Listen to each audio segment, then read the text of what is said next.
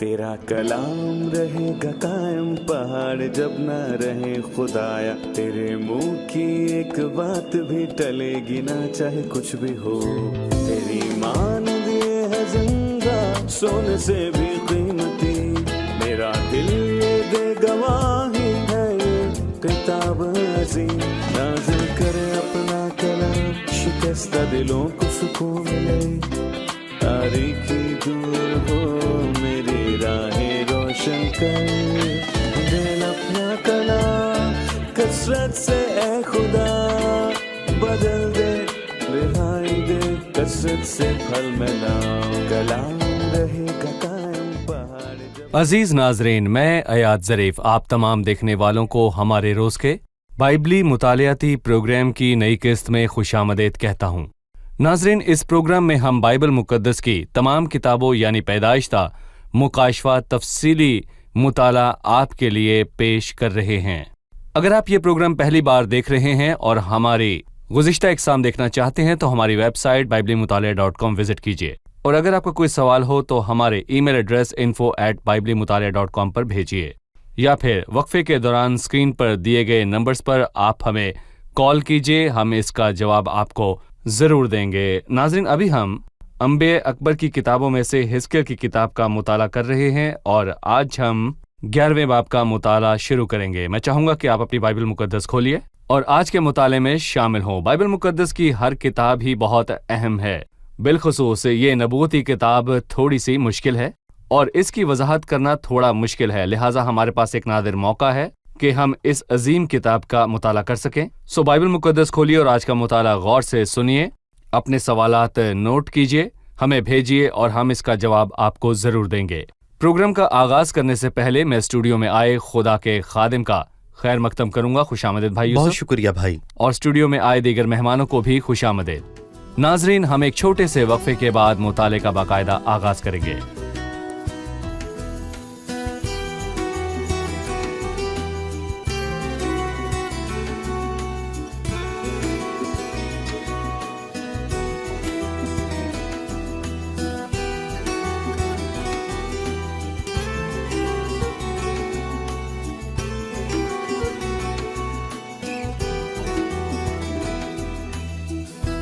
खुशामदीद भाई। शुक्रिया भाई यूसुफ, हम हिजकिय्याह की किताब के 11वें बाब पर पहुंच चुके हैं। 11वें बाब का उन्वान क्या होगा? मैं अपने नाजरीन को ये याद दिलाना चाहूंगा कि बाब 9, 10 और 11 एक ही ग्रुप में आते हैं और इनका उन्वान है खुदा का घर यानी कि हैकल से जलाल की रवानगी, यकबूद। जी हाँ, ये अबवाब यानी 9, 10, 11 एक दूसरे के साथ मुंसलिक हैं और ये हमें 8वें बाब पर ले जाते हैं।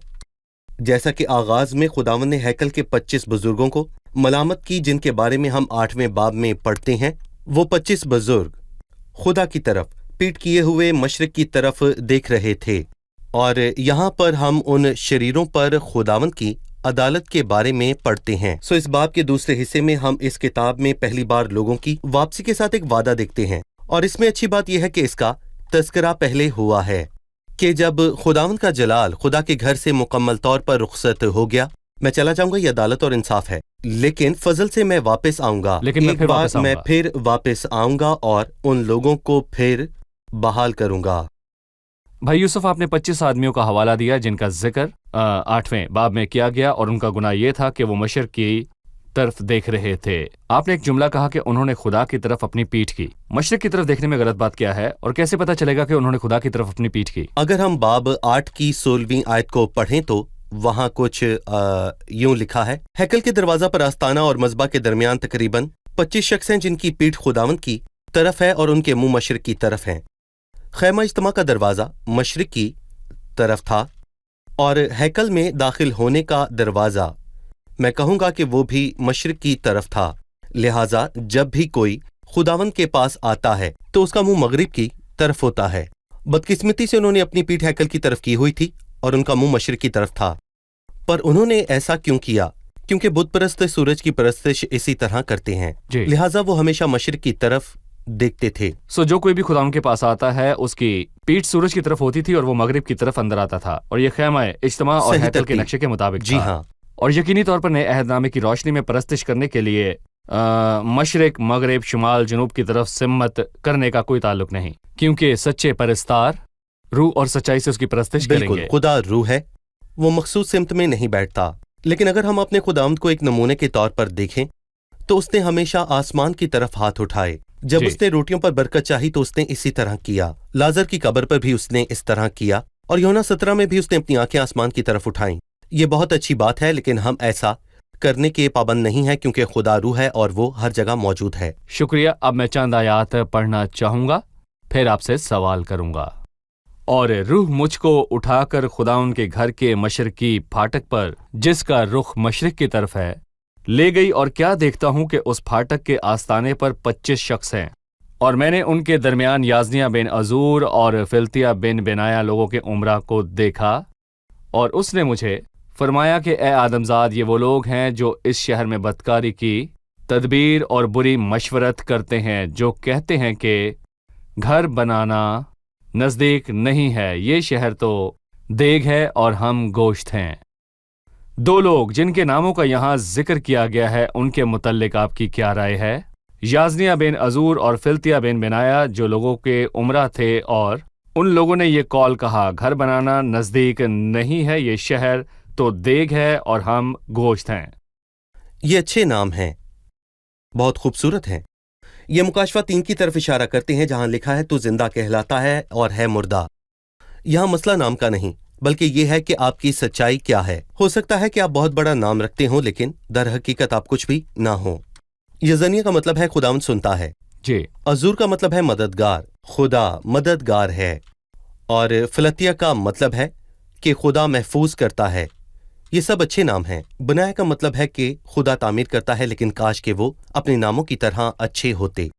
कहने वाले ने यहाँ 2 जुमले कहे। पहला जुमला, घर बनाना नजदीक नहीं है, चलो घर बनाएं। ये गालिबन उस पैगाम के लिए एक तंज आमेज जवाब है जो यर्मिया ने 29वें बाब की 5वीं आयत के मुताबिक भेजा था। उसने कहा अपने घर बनाओ, उनमें रहो। यर्मिया ने बताना चाहता था ये 1 या 2 हफ्तों की बात नहीं है, फिर तुम लौट आओगे, ऐसा नहीं होगा। अपने घर तामीर करो, क्योंकि तुम बाबल में 70 सालों तक रहोगे। जी। फिर उन्होंने खुदा के कलाम को ठुकराया, और बदकिस्मती से आज बहुत से लोग ऐसे हैं जो खुदा के खादिम और खुदावंद के कलाम के खादिम होने का दावा करते हैं, जबकि वो कलाम को ठुकराते हैं। वो बहुत सी चीजों को ठुकराते हैं। मैं ये नहीं कहना चाहूंगा कि वो किसे ठुकराते हैं, हालांकि मैं कहूंगा कि खुदा की बातों को तंज का सामान बनाना कितना खतरनाक है। सही। लिहाजा यर्मिया ने उनको पैगाम दिया कि अपने घर बनाओ और उनमें रहो, और उन्होंने कहा घर बनाना नजदीक नहीं है। यर्मिया ने जो 29वें बाब की 5वीं आयत के मुताबिक कहा था, उसके लिए ये तंजिया अल्फाज थे। फिर कहा ये शहर तो देग है और हम गोश्त हैं। और उन्होंने हम गोश्त कहा यरूशलेम देग है और हम गोश्त हैं। जो कुछ यरूशलेम के साथ होगा वो हमारे साथ भी होगा, क्योंकि यरूशलेम एक ऐसा शहर है जो खुदा के दिल के लिए बहुत कीमती है, इसीलिए हमारे साथ ऐसा हरगिज नहीं होगा। ये मुझे उस अहमद की याद दिलाता है जब योआब बदकार कहा जाता है, जो चाहता था, और वो चाहता था कि वो खुदा के मज़बा में आकर पना ले, और जैसा कि उसने कुर्बानगाह के सींग पकड़े थे, जैसा कि सुलेमान ने हुक्म दिया था कि वो मर जाएगा, और उसने मज़बा में पना ली। और सुलेमान ने बनाया को ये वाज़े हुक्म दिया कि अंदर जाकर उसे मार डालो। जी। मसला कहाँ है? इससे सुकून नहीं मिलेगा। जी हाँ, इससे नहीं, बल्कि तौबा से सुकून मिलेगा। ताहम अगर तुम हैकल में जाते हो और कहते हो कि ये देग है और हम गोश्त हैं, यरूशलेम हमें कुछ नहीं होने देगा, हम महफूज हैं, तो ये सरासर धोखा है। क्योंकि जो अपनी निजात के लिए खुदावंद पर भरोसा नहीं रखता, वो फरेब में रहता है। जो उस पर भरोसा नहीं रखते, उनके लिए कोई हिफाजत नहीं। तुम ईमान ना लाओगे तो यकीनन तुम भी कायम ना रहोगे। मुझे याद है कि पहले सैमुएल की किताब के शुरू में जब लोग एक बड़ी बुराई में थे, और जब वो जंग पर गए तो अहद के संदूक को अपने साथ ले गए, और वो ये भी कहना चाहते थे क्योंकि अहद का संदूक उनके साथ है, इसलिए ये उनकी फतह का बायस वो खुदा के बनेगा। बाजू को मरोड़ने की कोशिश कर रहे थे। वो खुदा को हम मजबूर यहाँ करना हैं, चाहते हम थे। संदूक लाए हैं। क्या तू ये कर सकता है? जी। खुदा कर सकता है, हाँ, जी, ठीक क्योंकि है। वो हर चीज पर कादिर है। शुक्रिया भाई यूसुफ। 4 आयत में लिखा है, इसलिए तो उनके खिलाफ नबूवत कर, ए आदमजात नबूवत कर, और खुदाउन की रूह मुझ पर नाजिल हुई, और उसने मुझे कहा कि खुदाउन यूं फरमाता है कि ए बनी इसराइल, तुमने ये क्यों कहा, मैं तुम्हारे दिल के ख्यालात को जानता हूँ। इससे पहले कि वो अदालत के बारे में बात करता, उसने उनसे कहा, मैं तुम्हारे दिल के ख्यालात को जानता हूँ। दिलों में जो कुछ है, इसमें खुदा की मार्फत के बारे में मुझे बताएं। हैकल के इफ्तिताह के दिन सुलेमान की दुआ के अल्फाज वाज़ेह हैं। ज़बूर 139 में लिखा है कि देख मेरी ज़ुबान पर कोई ऐसी बात नहीं। कुछ लोग कहते हैं ये मेरी ज़ुबान पर था पर मैंने नहीं कहा, लेकिन खुदा के लिए ये है, लिखा है देख मेरी ज़ुबान पर कोई ऐसी बात नहीं जिसे तू ऐ खुदावंद पूरे तौर पर ना जानता हो। तूने मुझे आगे पीछे से घेर रखा है और तेरा हाथ मुझ पर है।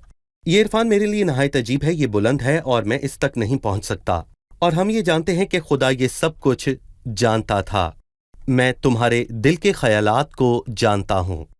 खुदा ही है जो अदालत करता है और वो ना सिर्फ अमल बल्कि वो ज़हन के तमाम ख्यालात की भी अदालत ज़रूर करेगा। हमने जो कुछ भी अपने दिल में ख्याल किया या जो कुछ भी अपने ज़हन में सोचा, खुदा उन सब चीज़ों को बखूबी जानता है। लोगों के लिए ज़ना के लिए गवाहों का होना ज़रूरी है कि वो गवाही दें ये सच में अमल में आया है। ताहम खुदा की नज़र में जिस किसी ने बुरी ख्वाहिश से किसी औरत पर निगाह की, वो अपने दिल में उसके साथ ज़िना कर चुका। फिर मैं अपने ज़हन पर कब्जा हासिल कैसे करूं? लेकिन खुदा आपके ज़हन को अच्छी तरह पढ़ सकता है, जैसे कि आज लोगों के पास EEG है। लेकिन खुदा आपके ज़हनों के ख्यालात को बहुत पहले से जानता है। मतलब खुदा सब कुछ जानता है, वो इल्म कुल है, वो तमाम भेदों और ख्यालात से वाकिफ है। ये हम जानते हैं कि क़यामत के दिन जब लोगों की अदालत होगी तो खुदा लोगों के अमाल और राजों का फैसला करेगा। तमाम सकाफ़तों में से सब मुत्तफ़िक है कि मसीह अदालत के दिन जज होगा। जो अदालत करेगा उसे सब मालूम होगा। वो तमाम राजों को जानता है और जो राज हैं सिर्फ मसीह अदालत करेगा। आप क्या कहेंगे? देखिए, मुझे डर है कि कुछ लोग ऐसा सोचते हैं कि खुदा सिर्फ उसकी अदालत करेगा जो हमने किया है, लेकिन ये सच नहीं है। लेकिन अगर हमें यकीन है कि खुदा लोगों के राजों की भी अदालत करेगा तो ये चीज़ हमें उस तरफ ले जाएगी कि मसीह, जो कि सच में जिस्मानी तौर पर जाहिर होने वाला खुदा है, और ये वही है जो बाइबल ने वाज़े तौर पर और अमली तौर पर बयान किया। इसमें भेद नहीं कि दीनदारी का भेद बड़ा है, यानी वो जो जिस्म में जाहिर हुआ। सो मसीह खुदा है। ठीक है, शुक्रिया। 7वीं आयत में वो कहता है, ये वही गोश्त है और ये शहर वही देग है। हम यरूशलेम के वस्त में हैं और आने वाली तबाही यरूशलेम और हम पर होगी। फिर उन्होंने आने वाली तबाही को खारिज कर दिया, जैसा कि 7वीं आयत में उसने कहा, इसलिए खुदा यूं फरमाता है कि तुम्हारे मकतूल जिनकी लाशें तुमने शहर में रख छोड़ी हैं, ये वही गोश्त है और ये शहर वही देग है, लेकिन तुम इससे बाहर निकल जाओगे।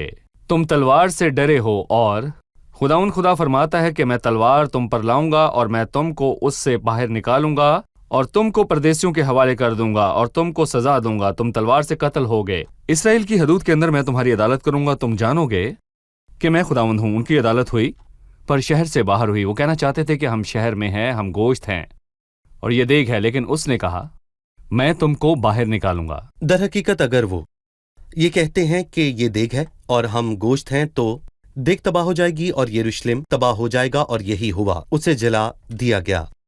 और फिर जैसा कि वो गोश्त हैं तो वो दुनिया में हर जगह पर परागंदा होंगे। लिहाजा इसके बाद लिखा है, और तुम जानोगे कि मैं खुदावंद हूं, जिसके आइन पर तुम नहीं चले और जिसके अहकाम पर तुमने अमल नहीं किया, बल्कि तुम उन कौमों के अहकाम पर जो तुम्हारे आसपास हैं कारबंद हुए।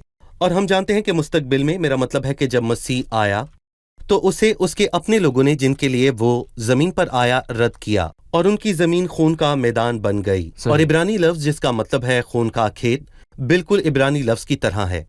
ये अजनबियों का कब्रिस्तान बन गया। और मैं कहूंगा कि ये लफ्जी तौर पर 2000 सालों में पूरा हुआ। जमीन खून का खेत थी, गैर कौमों के लोगों के लिए अब तक कब्रिस्तान की तरह, और बदकिस्मती से वो पूरी दुनिया में परागंदा हुए। जब हम बच्चे थे तो किसी उलझे हुए शख्स को देखते थे तो उसे कहा करते थे कि तुम क्यों आवारा यहूदी की तरह हो। वो 2000 साल तक शिकस्त और तबाही में रहे, उनका कोई घर ना था। पर आज वो वापस आ गए हैं। मतलब ये नहीं कि खुदा उनसे खुश है, लेकिन वो इसकी बजाय उस मुल्क में अदालत के लिए वापस आए जिसमें उन्होंने पुकारा और कहा, इसका खून हम पर और हमारी औलाद पर हो। शुक्रिया। अभी हम एक रिपोर्ट देखेंगे, फिर मुताले में आगे बढ़ेंगे। जिस वक्त हिजकिय्याह नबी नबूवत कर रहा था, उनमें से एक रहनुमा मर गया। वो बिनाया का बेटा फिल्तिया था। उसका नाम छोटी निजात और झूठी इमारत की तरफ इशारा कर रहा था। बिनाया के बेटे फिल्तिया की मौत में लोगों के लिए एक खुला ऐलान है कि जो तुम्हारे जहनों में है राह है, उसमें ना कोई निजात है और ना ही कोई इमारत। खुदावंद ने उस पर अदालत सादर कर दी, इसलिए वो मर गया, क्योंकि उसकी बात का मजाक उड़ाया गया, उसकी मुखालफत की गई और खुदावंद के अल्फाज की मुखालफत की गई। और वो अदालत जो खुदावंद ने फिल्तिया बिन बिनाया पर नाजिल की, उसका हिजकिय्याल नबी की रूह पर गहरा असर हुआ, इसलिए वो मुंह के बल गिरा और खुदावंद के हजूर बुलंद आवाज से पुकारा, खुदावंद खुदा, क्या तू बनी इसराइल के बकिया को बिल्कुल मिटा डालेगा? हिजकिय्याल ने लोगों की अफसोसनाक हालत को महसूस किया जिसका कोई इलाज नहीं था, लेकिन उसने खुदावंद से वफादार रहने को कहा। 13वीं आयत है, और जब मैं नबूवत कर रहा था तो यूं हुआ कि फिल्तिया बिन बिनाया मर गया। तब मैं मुंह के बल गिरा और बुलंद आवाज से चिल्लाकर कहा, खुदावंद खुदा, क्या तो बनी इसराइल के बकिया को बिल्कुल मिटा डालेगा? बिनाया की मौत का इसराइल के बकिया के साथ क्या ताल्लुक है? जी भाई यूसुफ, हिजकिय्याल से गलती हो गई थी जब उसने फिल्तिया बिन बनाया को बकिया में से एक समझ लिया था, क्योंकि इस बाब के आगाज में खुदावंद ने उसे फिल्तिया बिन बनाया और यजनिया बिन उजर के बारे में बताया था कि ये वो लोग हैं जो इस शहर में बदकिरदारी की तदबीर और बुरे मशवरात करते हैं। वो शरीर आदमी थे, और यहाँ खुदा ने उस शख्स की अदालत करने से शुरू किया जिसका नाम तो अच्छा है लेकिन उसके अमाल अच्छे नहीं हैं। उसका एक नाम है कि वो जिंदा है पर वो मरा हुआ है।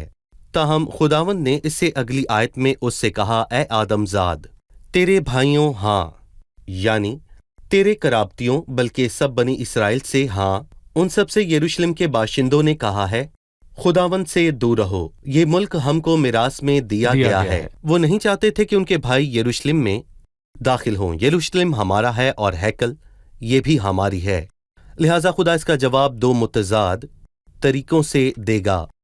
उन वफादारों के लिए जो परागंदा होने को थे और उन मगरूरों के लिए जो बिखर जाएंगे। और वफादारों का क्या उसने यहाँ पर कहा, इसीलिए तो क्या खुदावंद खुदा यूं फरमाता है कि हरचंद मैंने उनको गैर कौमों के दरमियान हाँक दिया है और गैर मुल्कों में परगंदा किया, लेकिन मैं उनके लिए थोड़ी देर तक उन मुल्कों में जहाँ जहाँ वो गए हैं एक मकदस होऊंगा, और फिर घर के जल जाने के बाद कोई मकदस नहीं है। मकदस उन वफादार खुदा परस्तों के लिए है जो दुनिया में परगंदा होने वाले थे। और शरीर लोगों के साथ आखिर क्या होने को था? 21वीं आयत दूसरों के बारे में क्या बयान करती है? लेकिन जिनका दिल अपनी नफरती और मकरूह चीजों का तालिब होकर उनकी पैरवी में है, उनकी बाबत खुदावंद खुदा यूं फरमाता है कि मैं उनकी रविश को उन्हीं के सर पर लाऊंगा। तब खुदा परस्तों के लिए एक बरकत है, ख्वाह हैकल को जला दिया गया हो, मैं खुद उनके लिए पनागाह होऊंगा। और मगरूर लोगों के लिए ये था कि मैं उनके बुरे कामों को उन्हीं पर लाऊंगा। और हम जानते हैं कि जिलावतनी के दौरान वफादार लोग भी मौजूद थे, जैसा कि दानियल और 3 नौजवान और हिजकिय्याल जिलावतनी के वफादारों में से एक था। फिर हम 22वीं आयत में देखते हैं, तब करोबियों ने अपने बाजू बुलंद किए और पहिए उनके साथ साथ चले, और बनी इसराइल के खुदा का जलाल उनके ऊपर जलवागर था, और खुदावंद का जलाल शहर में से उठा और शहर की मशरकी तरफ के पहाड़ पर जा ठहरा। तब रूह ने मुझे उठाया और खुदा की रूह ने रोया में मुझे फिर कसदियों के मुल्क में असीरियों के पास पहुंचा दिया, और वो रोया जो मैंने देखी मुझसे गायब हो गई, और मैंने असीरों से खुदावंद की वो सब बातें बयान की जो उसने मुझ पर जाहिर की थीं। भाई, उसने यहाँ 22वीं आयत से जलाल के आगाज के बारे में बात की, जैसा उसने हमें पिछले अब्वाब में बताया था कि उसने मकदस को छोड़ा और उसने आस्ताना और हैकल को छोड़ दिया। फिर यहाँ उसने बयान किया खुदावंद का जलाल शहर में से उठा और शहर की मशरिक की तरफ के पहाड़ पर जा ठहरा। इसके बारे में आप क्या कहेंगे? हम इसके कम से कम 3 मराहिल को देख सकते हैं, और मैं यहाँ पर कहूँगा कि हम 10वें बाब की 4थी आयत में पहले मरहले को देखते हैं। तब खुदावंद का जलाल करूबियों से बुलंद होकर हैकल के आस्ताने पर गया। ये पहली चीज ये पहला मरहला है। दूसरा मरहला 10वें बाब की 18वीं आयत में है, और खुदावंद का जलाल घर के आस्ताना पर से रवाना होकर करूबियों के ऊपर ठहर गया। जी, ये रवानगी की तैयारी है। करूबियों ने अपने बाजू फैलाए और मेरी आंखों के सामने जमीन से बुलंद हुए और चले गए। अब तीसरा मरहला है, तब करूबियों ने अपने अपने बाजू बुलंद किए। ये 22वीं आयत में है, और आपने भी अभी इसको पढ़ा है। और पहिए उनके साथ साथ चले और इसराइल के खुदा का जलाल उन पर जलवागर था, और खुदावंद का जलाल शहर पर से उठ गया और शहर की मशरक की तरफ के पहाड़ कौन सा पर पहाड़?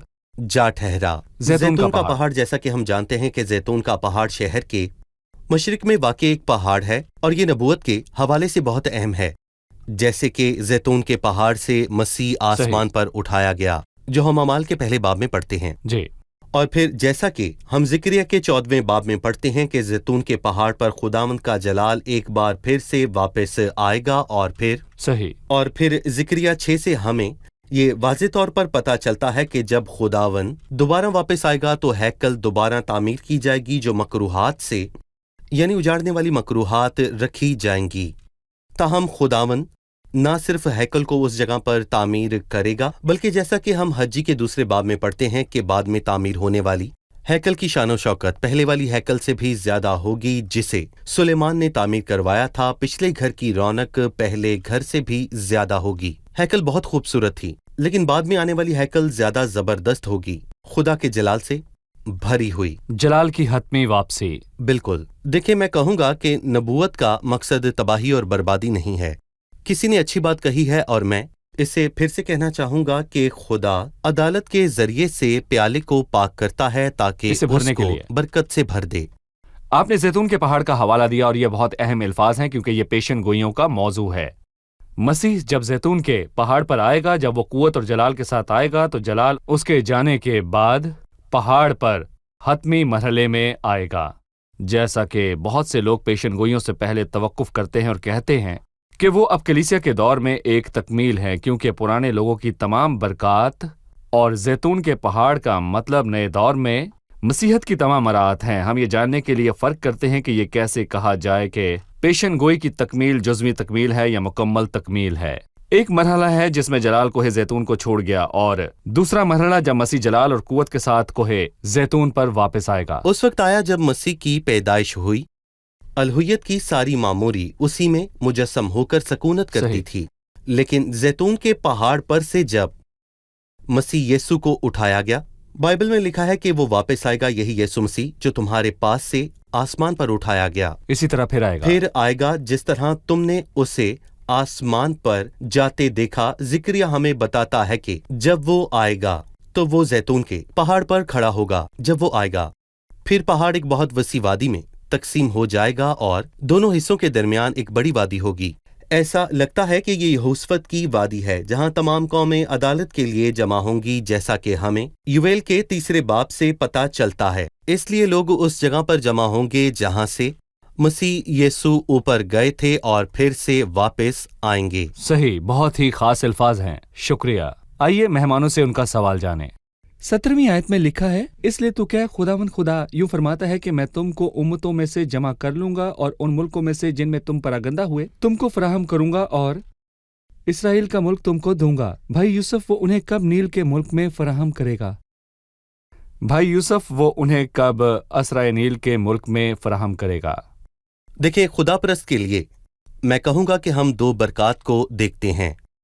पहली बरकत का जिक्र 16वीं आयत में है, लेकिन मैं उनके लिए थोड़ी देर तक उन मुल्कों में जहां जहां वो गए हैं एक मकदस होऊंगा। ये बरकत है। ताहम एक और बरकत है कि मैं तुमको उम्मतों में से जमा कर लूंगा और उन मुल्कों में से जिनमें तुम परागंदा हुए तुमको फराहम करूंगा और इसराइल का मुल्क तुमको दूंगा। कुछ लोग कहते हैं जब हम बाबल की जलावतनी से वापस आए तो ऐसा हुआ। ताहम जब हम बाकी अल्फाज को पढ़ते हैं तो हमें पता चलता है कि ये वापसी पर नहीं हुआ, और उसने कहा, यहाँ पर लिखा है, और मैं उनको नया दिल दूंगा और नई रूह तुम्हारे बातन में डालूंगा। हम मलाकी में जलावतनी से वापस आने वाले के बारे में पढ़ते हैं। वहां इखलाकी तबाही हुई थी और हमने नहमिया में भी उनकी इखलाकी बर्बादी के बारे में पढ़ा। फिर हम अनाजील में पढ़ते हैं उन्होंने शुरू से लेकर सबसे घिनौने जुर्म किए जब उन्होंने मसीह को मसलूब किया, लेकिन लिखा है, ताहम मैं उनको नया दिल दूंगा और नई रूह तुम्हारे बातन में डालूंगा और संगीन दिल को उनके जिस्म से खारिज कर दूंगा और उनको गुश्तीन दिल अनायत करूंगा ताकि वो मेरे आइन पर चलें और मेरे अहकाम पर अमल करें और उन पर कारबंद हों, और वो मेरे लोग होंगे और मैं उनका खुदा होऊंगा। और ये उस नए अहद को जो खुदा ने लोगों से 31वें बाब में बांधा था पूरा करने के लिए। फिर ये मुस्तकबिल की बहाली है, मुस्तकबिल बड़ी मुसीबत के मरहले के बाद तौबा करने वाला बकिया। بھائی یوسف، ہم قسط کے اختتام پر پہنچ چکے ہیں. میں آپ کا بہت ہی زیادہ شکر جی گزار بالکل ہوں. صحیح. آئیے اب وقت ہے کہ ہم جانیں مہمانوں نے آج کیا سیکھا.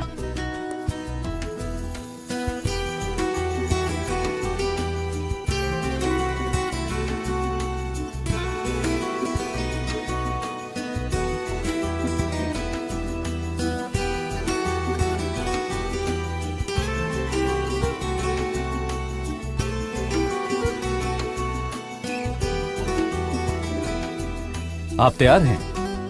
11ویں باب کی پہلی 3 آیات میں 25 آدمیوں کا گناہ ہے. کیا آپ مجھے یاد دلائیں گے کہ ان کا کیا گناہ تھا؟ کون بتائے گا؟ وہ 25 آدمی ہیکل کے بزرگوں کی نمائندگی کرتے تھے. عبادت مغرب کی طرف منہ کر کے ہونی چاہیے تھی، کیونکہ خیمہ اجتماع کا دروازہ مشرق کی طرف تھا. لیکن انہوں نے اپنی پیٹھ خدا ان کی طرف کر دی. وہ مشرق سے طلوع ہونے والے سورج کی پرستش کے لیے مشرق کی طرف دیکھ رہے تھے. جی صحیح. بھائی یوسف. بالکل. اس کے بعد تیسری آیت میں ایک بیان دہرایا گیا جو کہتا ہے گھر بنانا نزدیک نہیں ہے، یہ شہر تو دیگ ہے اور ہم گوشت ہیں. اس سے ان کی کیا مراد تھی؟ دیگ سے مراد یروشلم شہر ہے. انہوں نے تصور کیا کہ یروشلم ان کے گرد ایک باڑ ہے اور وہ دیگ میں گوشت کی طرح تھے. وہ اس باڑ میں محفوظ رہیں گے. بدقسمتی سے یہ ایک جھوٹی سیکیورٹی تھی. جیسا کہ خداوند نے کہا اگر تم ایمان نہ لاؤ گے کیونکہ یروشلم خود بھی ویران ہو جائے قائم گا. نہ رہو گے. جی بھائی یوسف. جی ہاں، آیت 11 میں لکھا ہے یہ شہر تمہارے لیے دیگ نہ ہوگا اور نہ تم اس میں گوشت ہوگے. تو پھر کیا آپ پریشان ہیں؟ یہ دیگ برباد ہو جائے گی اور تم ساری دنیا میں پراگندہ ہو جاؤ گے. تم اس کے بیچ میں نہیں رہو گے. صحیح. آپ سب کا شکریہ. بھائی یوسف خدا آپ کا کو بھی برکت شکریہ. دے. عزیز ناظرین، آج کی قسط میں ہم نے 11ویں باب میں 1 سے 13 آیات میں اسرائیل کے رہنماؤں پر خداوند کی عدالت کے بارے میں جانا. اگرچہ وہ رہنما تھے لیکن وہ بدکاری کے بارے میں سوچ رہے تھے. ان کے دل بدکاری اور برے خیالات سے بھر گئے تھے. ان کے اعمال برے تھے کیونکہ ان 25 آدمیوں نے اپنی پیٹھ اس ہیکل کی طرف کی جو خدا کی حضوری اور خدا کے جلال کی نمائندگی کرتی ہے، اور ان کے چہرے بت پرستوں کی طرح مشرق کی طرف تھے. پھر 14ویں آیت سے 21ویں آیت تک برکت کے ساتھ ایک وعدہ ہے کہ خداوند اپنے لوگوں کو بحال کرے گا. پراگندہ اور جلا وطنی میں وفادار لوگوں کے لیے وہ پناہ گاہ ہوگا. تاہم کلیسیا کے اٹھائے جانے کے بعد مستقبل کی بحالی ہوگی اور یہ قوم بڑی مصیبت سے گزرے گی. خداوند ان میں سے وفادار بقیہ کو نکالے گا اور انہیں نیا دل دے گا اور ان کے ساتھ نیا عہد باندھے گا اور انہیں برکت کے ساتھ بحال کرے گا. 22ویں آیت سے باب کے آخر تک اس نے اس جلال کے بارے میں بات کی جو شہر سے چلا گیا. نہ صرف شہر بلکہ وہ شہر سے نکل کر مشرقی کوہ زیتون کی طرف چلا گیا. جیسے کہ وہ کہنا چاہتا ہے کہ وہ جلال جو شہر سے چلا گیا اور وہ ایک دن مسیح کے جلال اور طاقت کے ساتھ زیتون کے پہاڑ پر دوبارہ واپس آئے گا. عزیزو، مسیح دوبارہ آئے گا. جی ہاں، وہ دوبارہ آئے گا. وہ دولہے کے طور پر کلیسیا کو لینے آئے گا. یہ ایک ایسا راز ہے جو دنیا نہیں دیکھے گی. تاہم کلیسیا کے اٹھائے جانے میں پوشیدہ بھید کے 7 سال بعد دوبارہ جلال اور طاقت کے ساتھ ظاہر ہوگا. پھر وہ جلال جو اس جگہ سے زیتون کے پہاڑ سے چلا گیا تھا دوبارہ واپس آئے گا جب مسیح زمین پر اپنی بادشاہی قائم کرنے آئے گا. آپ سے اگلی قسط میں پھر ملاقات ہوگی. خداوند آپ سب کو برکت دے.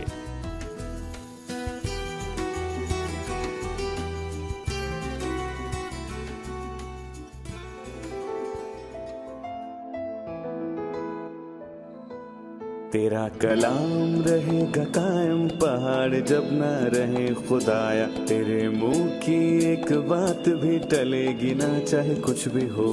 تیری مانند یہ ہے زندہ سونے سے بھی قیمتی. میرا دل یہ دے گواہی ہے یہ کتاب عظیم. نازل کرے اپنا کلام شکستہ دلوں کو سکون ملے. تاریکی دور ہو میری راہیں روشن کر. دل اپنا کلام کثرت سے اے خدا بدل دے. رہائی دے کثرت سے پھل ملاؤ. کلام رہے گا قائم پہاڑ جب نہ رہے خدایا. تیرے منہ کی ایک بات بھی ٹلے گی نہ چاہے کچھ بھی ہو.